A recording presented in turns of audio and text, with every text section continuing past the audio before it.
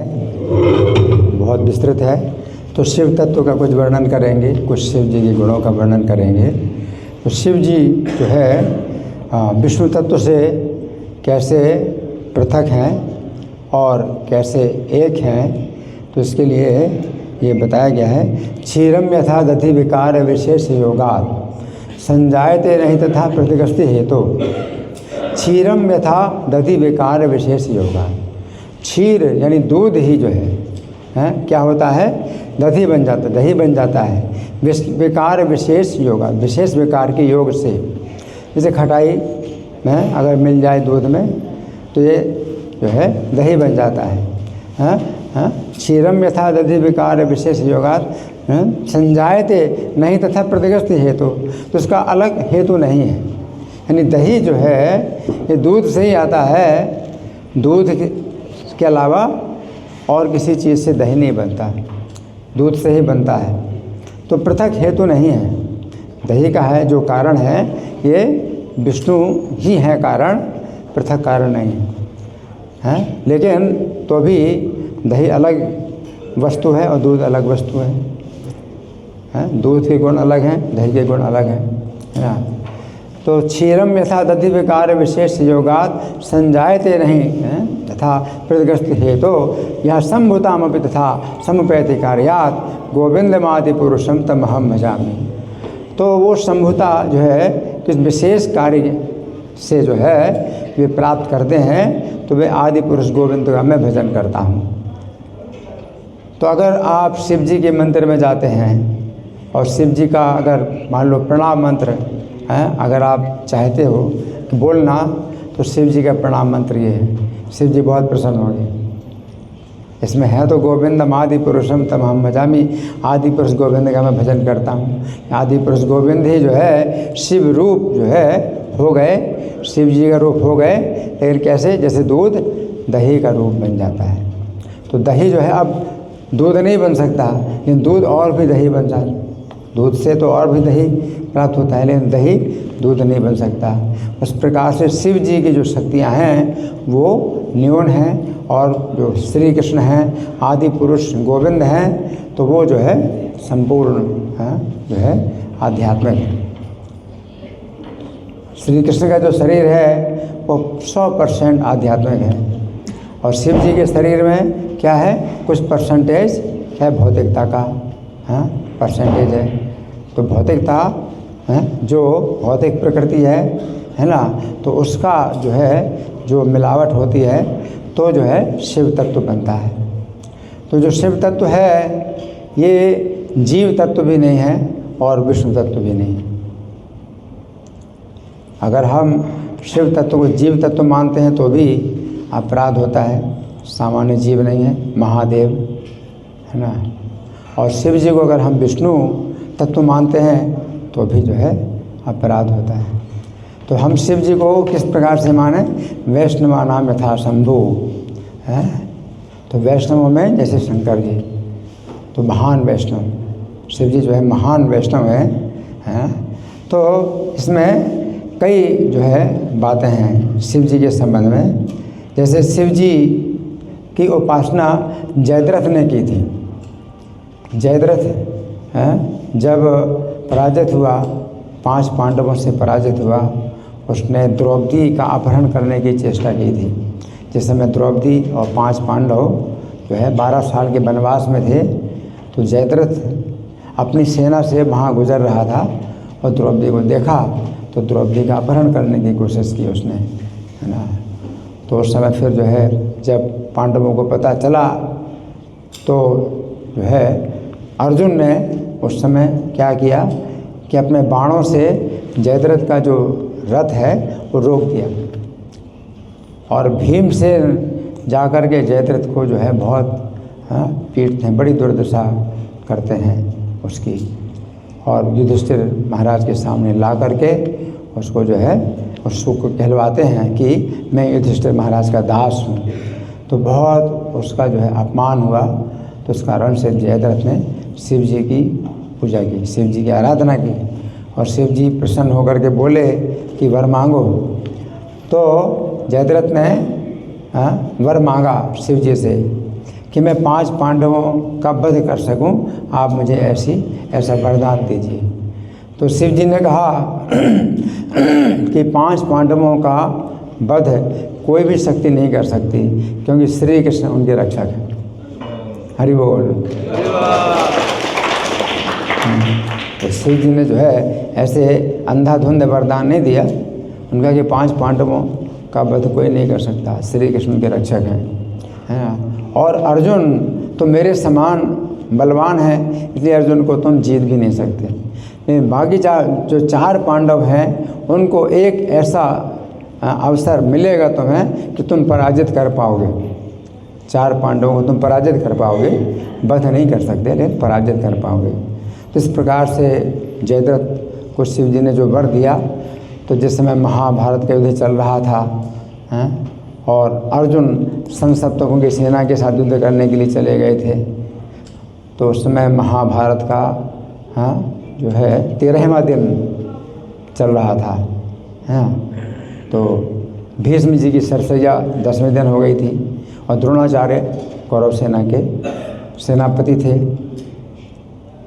तो द्रोणाचार्य ने फिर चक्रव्यूह की रचना की कि पांडवों का कोई एक महारथी जो है आज मारा जाएगा। और अभिमन्यु अर्जुन के अनुपस्थिति में चक्रव्यूह का भेदन करना अभिमन्यु ही जानता था और कोई नहीं जानता था। तो अभिमन्यु जो है चक्रव्यूह में प्रवेश कर गए और अभिमन्यु की रक्षा के लिए चारों पांडव जो है पीछे पीछे जा रहे थे। तो जयद्रथ जो है अभिमन्यु से पराजित हो गया और अभिमन्यु अंदर चले गए। और बाकी जो 4 पांडव जब पीछे आ रहे थे, अभिमन्यु के पीछे जा रहे थे, तो जयद्रथ ने उनको रोक दिया और जयद्रथ के द्वारा जो है 4 पांडव फिर पराजित हुए और अभिमन्यु के साथ नहीं जा पाए। अभिमन्यु प्रवेश कर गया। अभिमन्यु चक्रव्यूह का जो द्वार है तोड़ना नहीं जानता था, चक्रव्यूह तोड़ना नहीं जानता था और अकेला पड़ गया। तो फिर सब महारथियों ने मिल करके उसका वध किया। तो इस अभिमन्यु की जो मृत्यु हुई जयद्रथ के कारण हुई। तो यहाँ पर ये हमें समझ में आता है कि शिव जी जो है श्री कृष्ण के प्रति जो है कितने सचेत हैं कि 5 पांडवों की हत्या करने के लिए जयद्रथ जो वर चाहता था, तो शिव जी जो है बड़े सचेत थे, ऐसा वर नहीं उन्होंने दिया। शिव जी ने जो है साल्व को वर दिया। साल्व ने जो है शिव जी की आराधना की, तो 1 साल तक साल्व जो है मुट्ठी भर भस्म खा करके रहा। ऐसी तपस्या की। भस्म समझते, राख खा करके रहा और कुछ नहीं खाता था ना कुछ पीता था। ऐसी तपस्या की और शिव जी उसके ऊपर प्रसन्न हुए तो उसने वर मांगा। तो साल्व ने वर मांगा कि मुझे एक ऐसा विमान चाहिए जो कि ज़मीन में भी चले और आकाश में भी चले, पानी में भी चले और शत्रुओं के लिए जो है बड़ा जो है भयानक हो। तो साल्व कह रहा था यही था कि द्वारका में हमला करना है, क्योंकि द्वारका जो है पानी के बीच में है, तो ना तो पैदल सेना जा सकती है द्वारका और ना घुड़सवार जा सकते हैं, ना रथों की सेना जा सकती है, ना हाथियों की सेना जा सकती। सेना के 4 अंग होते हैं, तो 4 प्रकार की सेना कोई नहीं जा सकती। तो उसने एक ऐसा जो है शिव जी से वह एक विमान मांगा। तो साल्व जो है उस विमान के द्वारा वो सोचता था कि अब जो है द्वारका को मैं विध्वंस कर दूंगा, क्योंकि आकाश से जो है वो द्वारका के ऊपर उसने जो है सब प्रकार के आयुधों की वर्षा की, द्वारका को नष्ट भ्रष्ट किया। और अंत में भगवान श्री कृष्ण जब आए तो श्री कृष्ण ने साल्व का जो विमान है, सौभ नाम का विमान था, उसको नष्ट किया और साल्व को भी जो है साल्व का वध किया। तो इससे पता चलता है कोई शंकर जी से वरदान प्राप्त कर ले और कृष्ण के विरुद्ध आचरण करता है तो उसका जो है कभी भी मंगल नहीं होता, कल्याण नहीं होता, है ना। और शिव जी भी ऐसे वरदान कभी कभी दे भी देते हैं लेकिन अंदर से प्रसन्न नहीं होते। तो असुर लोग ज़्यादातर शिव जी की पूजा करते हैं जैसे कि बृकासुर था। तो बृकासुर जो है जा रहा था, बड़ी तेज़ी से जा रहा था, तो नारद जी उसको रास्ते में मिले। भाई किस लिए जा रहे हो, कहाँ जा रहे हो? बोले मैं एक ऐसे देवता की पूजा करना चाहता हूँ जो जल्दी प्रसन्न हो जाए, जल्दी प्रसन्न हो जाए और मुँह मांगा वर दे दे। तो नारद जी कहते हैं कि शंकर, ब्रह्मा, विष्णु तीनों देवता हैं जो कि शाप भी दे सकते हैं और वरदान भी दे सकते हैं, लेकिन जिनमें जो विष्णु जी हैं वो जल्दी प्रसन्न नहीं होते हैं वर देने के लिए और जल्दी रुष्ट भी नहीं होते हैं शाप देने के लिए। लेकिन जो शिव जी हैं, आशुतोष हैं, जल्दी प्रसन्न हो जाते हैं तो वर दे सकते हैं। तो शिव जी को जो है प्रसन्न करने के लिए बृकासुर केदार क्षेत्र में गया। केदार क्षेत्र में शिव जी का स्थान समझ करके गया और अग्निकुंड में अपने शरीर के जो है अंग काट काट करके हवन करने लगा, है ना। और 7 दिन तक ऐसा करता रहा और शिव जी जानते थे कि बहुत दुष्ट है और इसका इरादा बहुत गलत है। पानी चाहिए बाबा? नहीं, पानी नहीं, ठीक।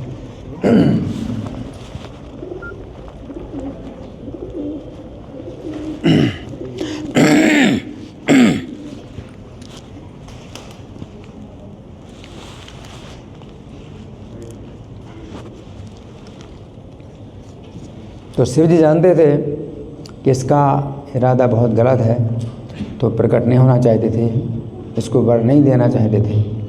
लेकिन इसने जो है 7 दिन तक अपने शरीर का मांस काट काट करके अग्नि में हवन किया और जब शिव जी प्रकट नहीं हुए तो तलवार से अपना सिर भी काटने के लिए तैयार हो गए। अब शिव जी चूँकि दयालु हैं तो दया के कारण बेबस हो गए, दया के कारण बेबस हो गए, अग्निकुंड से ही प्रकट हुए और उसको जो है मना किया कि अरे भाई ऐसा क्यों कर रहे हो, अपने शरीर को नष्ट क्यों कर रहे हो? शरीर तो जो है अपने कल्याण का साधन है, तो तुम जो है अपने शरीर को क्यों नष्ट कर रहे हो? तो शिव जी ने उसके शरीर में हाथ फेरा तो पूरा शरीर स्वस्थ हो गया, जितना भी घाव था सब भर गए। और शिव जी ने कहा वर मांगो, तो उसने कहा कि बस मुझे एक वर दीजिए।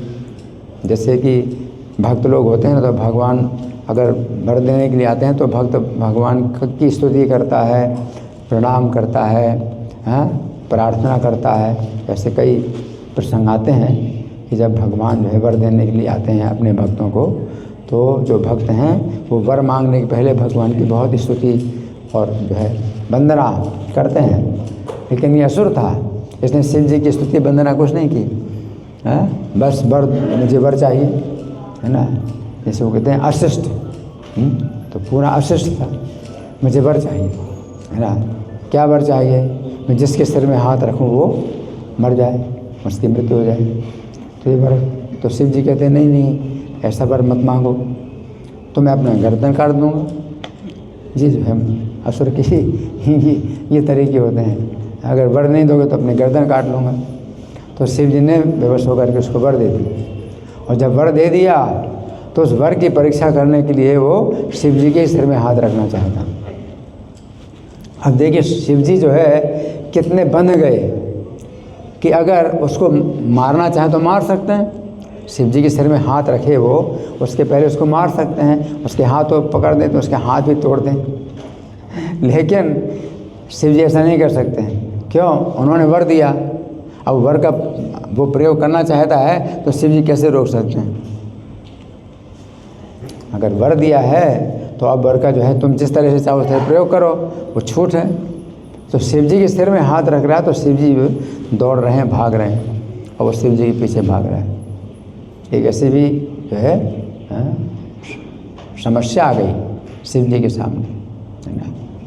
जबकि शिव जी मारने में समर्थ है, वे मार नहीं सकते, क्योंकि वर दिया है। तो उसका कहना यह है कि आपने वर दिया, मैं उसका प्रयोग जैसे चाहूँ वैसे करूँ, मुझे करने दो वर का प्रयोग। तो देखिए ऐसी मतलब स्थिति हो गई। और जितने देवता लोग थे जो सब देख रहे थे शिव जी इतने संकट में पड़े हुए हैं और कोई कुछ नहीं कर पाता है, है ना। तब शिव जी ने जो है भगवान विष्णु की शरण ली। तो भगवान विष्णु की शरण ली तो भगवान ही जो है हजारों उपाय जानते हैं किसी भी संकट से छुड़ाने के लिए। भगवान के पास हजारों उपाय हैं। तो भगवान श्रीमद् भागवत में जो आता है वर्णन कि भगवान जो है एक ब्रह्मचारी के रूप में आए, ब्रह्मचारी के रूप में आए और शिव जी के पीछे भाग रहा है, बहुत तेज़ी से भाग रहा है। तो जो है उसको ऐसे थोड़ा रोकते हैं, अरे शकुनी के पुत्र तुम कहाँ जा रहे हो इतनी तेज़। तो उसको समझाया कि तो हमारे पिताजी को भी जानते हैं, तो हमारे बहुत ही शुभ चिंतक होंगे। तो जानता नहीं था कि कौन ब्रह्मचारी हैं, लेकिन कोई ब्रह्मचारी है और वो जो है मेरे पिता का नाम ले रहा है। शाकुनी माने शकुनी के पुत्र।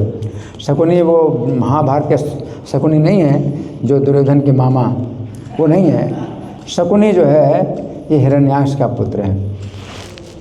शकुनी बहुत बड़ा असुर, तो उसका पुत्र था बृकासुर। तो शकुनी के पुत्र तुम कहाँ जा रहे हो और बहुत तेज़ी से भाग रहे हो, लगता है कुछ बहुत ही आवश्यक कार्य है, बहुत ही महत्वपूर्ण कार्य है, इसके लिए तुम भाग रहे हो। थोड़ा रुको, थोड़ा विश्राम करो। इस शरीर को इतना अधिक परिश्रम देने की आवश्यकता नहीं है, शरीर तो सुख भोगने के लिए प्राप्त हुआ है। थोड़ा बैठो, विश्राम करो और फिर अपनी बात बताओ, तो हो सकता है तुम्हारा कार्य जो है मेरे द्वारा आसानी से सफल हो जाए। तो भगवान की बात पर विश्वास किया उसने। और देखिए भगवान अगर चाहें तो उसको वैसे मार सकते हैं। भगवान के पास तो हजारों उपाय कि किसी उसको मार सकते हैं और वो सिर में हाथ रख भी नहीं पाएगा। लेकिन भगवान किस तरह से मारते हैं उसको, भगवान के पास जो है हजारों तरीके हैं। एक ऐसा तरीका अपनाते हैं कि जिस तरह से इसने शिव जी के साथ में क्या है कपट किया, छल कपट किया, इसी प्रकार से भगवान को इसका छल कपट करेंगे। इसको कहते हैं सठे साठ्यम समाचरेत। सठ के साथ सठता का ही व्यवहार करना चाहिए, कपड़े के साथ कपट का व्यवहार करना चाहिए, तो झूठे के साथ में झूठ का भी व्यवहार करना चाहिए। तो भगवान जो है उसको जो है रोकते हैं और वो पूरी कथा बताता है कि शिव जी को मैंने प्रसन्न किया, मैंने वर प्राप्त किया, वर का प्रयोग मैं करना चाहता हूँ, पार्वती को पाना चाहता हूँ, तो शिव जी को जो है मैं मारना चाहता हूँ, शिव जी के सिर में हाथ रखना चाहता हूँ। तो भगवान जो है मतलब बोले अरे तुम भी इतने बुद्धिमान हो करके शिव के वरदान पर विश्वास करते हो। भगवान कहते हैं तुम्हें विश्वास कर लिया शिव के वरदान पर। अरे शिव तो जो है आजकल क्या हो गया है, दक्ष के शाप से पिशाच भाव को प्राप्त हो गए हैं और स्मशान में जो है वो जो है पागल की तरह हंसते हैं और जो है नग्न रहते हैं। तो बहुत शिव जी की निंदा की और तुमने उनकी बात पर कैसे विश्वास कर लिया, तुम इतने ज़्यादा बुद्धिमान हैं। तुम तो देखो ऐसा करो, अगर उसका वर की परीक्षा लेना है तो अपने सिर में हाथ रखो, और अगर झूठा वर निकला तो शिव का वध कर देना। असुर को जो है मतलब ऐसा उकसाना है कि शिव का तुम वध कर देना। तो शिव जी का वध करने की शक्ति तो असुर में है नहीं, लेकिन ऐसा कहे शिव जी का वध कर दो तो शिव वो फूल जाते हैं ना, असुर बहुत फूल जाते हैं कि ऐसा कहा कि शिव का वध कर देना। शिव ने तुमको झूठा वर दिया, तुम शिव के वर की परीक्षा कर लो अपने सिर में हाथ रख करके। तो इस प्रकार से भगवान ने जो है उसको बातों में ऐसा उलझाया कि उसने अपने सिर में हाथ रखा और भस्म हो गया, मर गया। हरि बोल। तो इससे क्या शिक्षा मिलती है कि शिव जी तो मतलब इतने मतलब निपुण नहीं हैं सब नीतियों में, लेकिन भगवान जो है सब प्रकार की नीति जानते हैं, है ना। और क्या किसके साथ किस प्रकार की नीति अपनानी है, जो कपटी है उसके साथ में कपट का ये व्यवहार है, जिसकी जैसी चाल है उसके साथ वैसे ही चाल चल करके भगवान ने उसको जो है मारा। तो ये भगवान की जो पूर्णता है ना। और शिव जी की एक जो है घटना आती है, काशी के ब्राह्मण पर उनकी कृपा होती है। तो काशी का एक ब्राह्मण था, तो वो उनकी पूजा करता था, शिव जी की पूजा करता था। तो शिव जी की पूजा करने में कोई दोष नहीं है अगर आपके अंदर भौतिक कामना ना हो। अगर भौतिक कामना ना हो तो शिव जी की पूजा से भी आप जो है विष्णु की भक्ति में आएंगे। लेकिन अगर भौतिक कामना है तो फिर बंधन होगा। इसलिए हम लोग शिव जी की पूजा नहीं करते हैं और ना किसी को जो है शिक्षा देते हैं कि शिव जी की पूजा करें। क्यों? क्योंकि भौतिक कामना जो है आती है, और भौतिक कामना अगर आ गई शिव जी की पूजा में तो फिर बंधन में, है ना। एक काशी का ब्राह्मण था, भौतिक कामना नहीं थी, हैं, तो निष्काम भाव से शिव जी की पूजा करता था। लेकिन जब उसकी पुत्री का विवाह का अवसर आया तो पुत्र के विवाह के लिए उसने धन मांगा शिव जी से, तो ये निष्काम है, इसमें कोई भौतिक कामना नहीं। पुत्र के विवाह के लिए अगर धन कोई पाना चाहता है तो ये भौतिक कामना नहीं मानी जाएगी। तो शिव जी से उसने अपनी कन्या के विवाह के लिए धन की याचना की। तो देखिए शिव जी भी कितने जो है मतलब चालाक हैं, किस प्रकार की चालाकी कि उसको विष्णु की भक्ति में लाने के लिए, कृष्ण की भक्ति में लाने के लिए। तो शिव जी कहते हैं कि देखो तुम्हें कन्या के लिए जो है, कन्या के विवाह के लिए तुमको धन चाहिए तो तुम वृंदावन में जाओ। और कहाँ काशी, कहाँ वृंदावन, और पैदल ही जाना है तो पैदल तुम वृंदावन जाओ, हैं। और वहाँ पर सनातन गोस्वामी नाम के एक महात्मा हैं, तो उनके पास जो है धन है तो तुम जो है धन उनसे ले। तो वो जो है पैदल चल के आया शिव जी की आज्ञा से। कहाँ? काशी से कहाँ? वृंदावन, है ना। कितना किलोमीटर होगा, कितना किलोमीटर काशी से वृंदावन? 650 किलोमीटर पैदल चला। और सनातन गोस्वामी का पता लगाया, सनातन गोस्वामी के पास आया, हैं। और सनातन गोस्वामी तो जो है पहले नवाब हुसैन शाह के वित्त मंत्री थे, तो कितनी धन संपत्ति थी। ये सब कुछ छोड़ करके तो आप वृंदावन में आ गए हैं और अब केवल भजन कर रहे हैं, तो उनके पास तो अब धन कुछ है ही नहीं। तो सनातन गोस्वामी के पास आए हैं और उन्होंने कहा कि मुझे शिव जी ने भेजा है और मुझे कन्या के विवाह के लिए धन चाहिए, आप मुझे धन दीजिए। तो सनातन गोस्वामी कहते हैं कि ब्राह्मण देवता अगर आप पहले आते तो मैं तो आपकी एक नौका भर देता धन से, लेकिन अभी तो मेरे पास कुछ नहीं है, क्षमा करिए। तो ब्राह्मण बोला कैसे क्षमा करूं, तो शिव जी ने मुझे भेजा है, आपके पास धन होगा, आप सोचिए आपके पास धन है। तो सनातन गोस्वामी सोचते हैं तो उनको याद आया कि एक पारस मणि जो है उनको मिली थी, जिसको उन्होंने कचरे में डाल दी। और पारस मणि की क्या विशेषता है, लोहे को छुओ तो सोना बन जाए, लोहा सोना बन जाए। तो उन्होंने कहा कि देखो वो धन जो है मैं छूऊंगा नहीं, मैं आपको दूर से बता दूंगा, आप उठा लो। तो सनातन गोस्वामी ने इशारा कर दिया कि भाई यहाँ वो पड़ी है पारस मणि, आप उठा लो। तो उसने उठा ली और परीक्षा के लिए सोने को छुआ तो सोना वो लोहे को छुआ और लोहा सोना बन गया। अब उसने कहा अरे अब तो पूरी पृथ्वी में मेरे समान धनी कोई नहीं है। बहुत प्रसन्न हुआ, बहुत प्रसन्न हुआ और सनातन गोस्वामी को जो है धन्यवाद दिया और काशी की तरफ चल पड़ा। और रास्ते में सोचता है कि सनातन गोस्वामी के पास शंकर जी ने भेजा था मुझे धन प्राप्त करने के लिए, लेकिन ये तो इन्होंने ऐसा धन दिया है जिसको छूते भी नहीं, कचरे फेंका है, तो इनके पास कोई और बड़ा धन होगा। तो लौट करके आया, सनातन गोस्वामी से कहा कि प्रभु आप जो है जो मुझे धन जो दिया है तो वो तो आप छूते नहीं, आपने कचरे में डाला, तो आपके पास इससे भी बड़ा धन है क्या?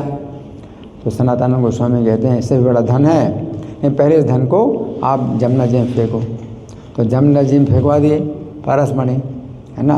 और फिर अपनी कुटिया में लाए और कुटिया में जो है उनको जो है हरे कृष्ण महामंत्र दिया और उनको जो है भक्त बना, विधि पूर्वक भक्त बनाया। तो इससे पे क्या पता चलता है कि शिव जी जो है मतलब अपने निष्काम भक्तों को जो है ऐसी चाल चलते हैं कि वो किस तरह है कृष्ण की भक्ति में आए। तो शिव जी जो है इस प्रकार से जो है उन्होंने उस ब्राह्मण को, जो काशी का ब्राह्मण है, उसको जो है कृष्ण की भक्ति में इस प्रकार से जो है उसकी दिशा बदली, है ना। तो शिव जी की जो है बहुत सी कथाएं हैं, है ना। दक्ष ने जो है शिव जी का अपमान किया, शिव जी की निंदा की। तो ये भी एक शिक्षा है कि हम जो है शिव जी की जो है किसी प्रकार से निंदा ना करें, क्योंकि उनके बहुत से कार्य होते हैं तो वो अशुद्ध होते हैं, है ना। लेकिन उनके कार्य अशुद्ध हैं, है ना।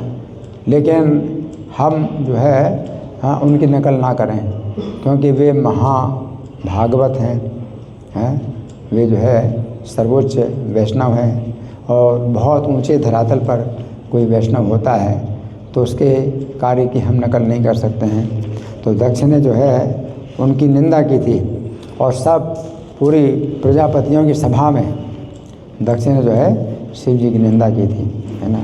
और शिव जी की निंदा क्यों की थी कि प्रजापतियों की सभा में जो है दक्ष को चूँकि बड़ा पद मिला था, ब्रह्मा जी ने बड़ा पद दिया दक्ष को। और दक्ष जब सभा में आए तो जितने प्रजापति, जितने देवता हैं, सब जो है हाँ उनके आदर में खड़े हुए, सम्मान किया।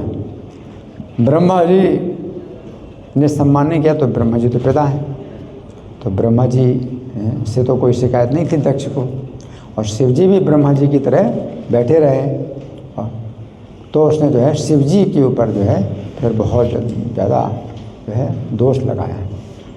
तो दक्ष ने जो है शिव जी से जो है आशा की थी कि शिव जी जो है हाँ मेरा सम्मान करें। क्यों? कोई कारण नहीं था कि शिव जी सम्मान करें दक्ष का, क्योंकि ब्रह्मा जी के पुत्र शिव जी पहले हुए थे। ब्रह्मा जी के पुत्र शिव जी पहले हुए, 4 कुमारों के बाद शिव जी का जन्म हुआ ब्रह्मा जी के भ्रुकुटी से। और दक्ष और नारद और अंगिरा, भृगु ये 10 पुत्र जो ब्रह्मा जी के शरीर और मन से जो उत्पन्न हुए वो बाद में हुए। तो शिव जी तो बहुत सीनियर। तो दक्ष ने फिर क्यों आशा की कि शिव जी सम्मान करेंगे उसका? इसका एक कारण यह था कि दक्ष की पुत्री जो सती थी उसका वह शिव जी से हुआ। तो दक्ष ने फिर ये सोच लिया कि अब मैं बड़ा हो गया, क्योंकि ये जो है अब मेरी पुत्री के पति बने हैं। तो जैसे पुत्री है वैसे ये पुत्र है, तो अब ये मेरी पुत्रता को प्राप्त हो गए, पुत्र के समान हो गए। इस प्रकार से दक्ष ने ये मान करके कि ये शिव जी जो है हालांकि बहुत बड़े महान व्यक्ति हैं, इनका बहुत बड़ा पद है, लेकिन मेरी पुत्री के पति होने के कारण दामाद हो गए तो मेरा सम्मान करें। लेकिन सिद्धांत क्या है, कोई बहुत बड़ा व्यक्ति होता है और अपनी पुत्री का विवाह अगर उसके साथ हो जाए तो फिर वो जो है अपने से छोटा नहीं होता, वो पहले से जो बड़ा व्यक्ति है तो वो जो है बड़ा ही रहता है। ये नहीं होता है कि अब वो दामाद बन गया तो हमसे छोटा हो गया। तो दक्ष ने जो है आशा की थी कि शिव जी भी खड़े हुए हैं, उनका सम्मान करें, तो शिव जी खड़े नहीं हुए, सम्मान नहीं किया। तो जो है बहुत गुस्से में भर गया और शिष्टाचार का जैसे पालन करते हुए बोलने लगा कि मैं कुछ ईर्ष्या के कारण नहीं बोल रहा हूँ। अब बोल तो रहा है ईर्ष्या के कारण, लेकिन अपनी पहले जो है उसने बात ये बताई, स्थापित किया कि ये जो बात मैं बोल रहा हूँ मैं ईर्ष्या के कारण नहीं बोल रहा हूँ, ये तो जो है सब लोगों को आपको मैं सूचना देना चाहता हूँ। तो फिर शिव जी की निंदा करना शुरू कर दी। तो कई बार इस तरह से भी सभा में जो है किसी भक्ति की जो है निंदा की जाती है और उसमें जो है पहले अपना को बिल्कुल निर्दोष साबित किया जाता है। मैं बिल्कुल निर्दोष हूँ, मैं बिल्कुल निर्दोष हूँ, मैं जब बात बोल रहा हूँ ईर्ष्या के कारण नहीं बोल रहा हूँ।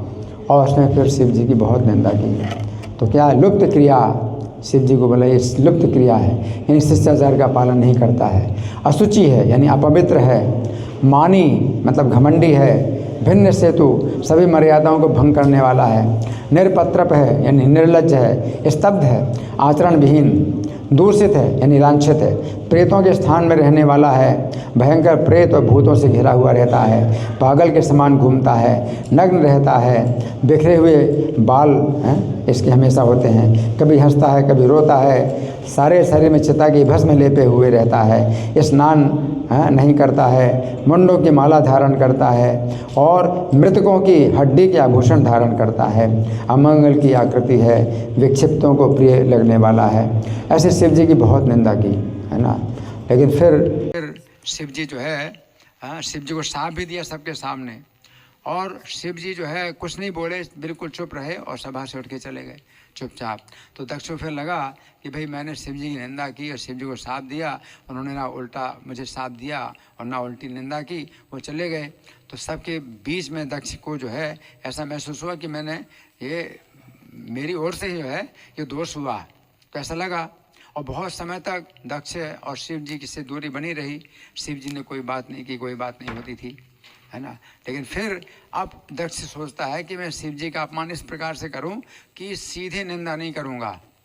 तो उसने जो है एक वैष्णव यज्ञ प्रारंभ किया।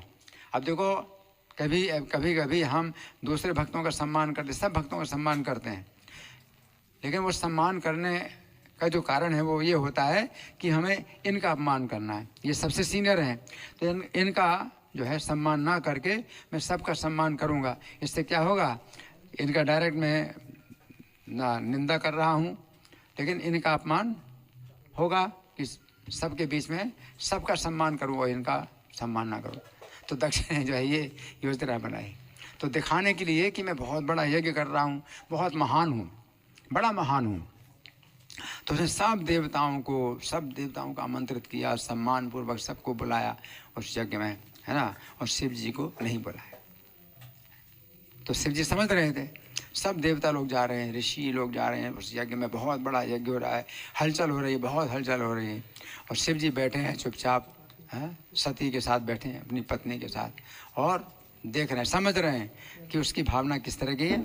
वो विष्णु को प्रसन्न करने की भावना नहीं है, जबकि विष्णु को प्रसन्न करना दिखा रहा है कि मैं विष्णु को प्रसन्न करने के लिए ये यज्ञ कर रहा हूँ। तो इस तरह से भी कभी होता है कि मैं जो है इन सब भक्तों का सम्मान करूँगा, लेकिन सीनियर मोस्ट को छोड़ करके, तो उससे क्या होगा, सीनियर मोस्ट का अपमान होगा, है ना। और वो जो है दिखाने के लिए कि भाई मैं कितना शिष्टाचार हूँ, सब भक्तों के साथ मैं प्रेम कर रहा हूँ, बड़ा वो कर रहा हूँ, सबको प्रणाम कर रहा हूँ, ये जो जूनियर हैं सबको प्रणाम करता हूँ है ना।